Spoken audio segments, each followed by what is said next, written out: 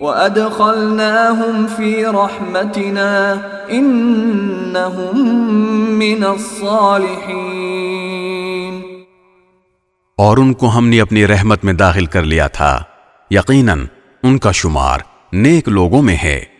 وَذَا النُّونِ إِذ ذَّهَبَ مُغَاضِبًا فَظَنَّ أَن لَّن نَّقْدِرَ عَلَيْهِ فَنَادَىٰ فِي الظُّلُمَاتِ أَن لَّا إِلَٰهَ إِلَّا أَنتَ سُبْحَانَكَ إِنِّي كُنتُ مِنَ الظَّالِمِينَ۔ اور مچھلی والے پیغمبر یعنی یونس علیہ السلام کو دیکھو، جب وہ خفا ہو کر چل کھڑے ہوئے تھے اور یہ سمجھے تھے کہ ہم ان کی کوئی پکڑ نہیں کریں گے، پھر انہوں نے اندھیریوں میں سے آواز لگائی کہ یا اللہ، تیرے سوا کوئی معبود نہیں، تو ہر عیب سے پاک ہے، بے شک میں قصوروار ہوں۔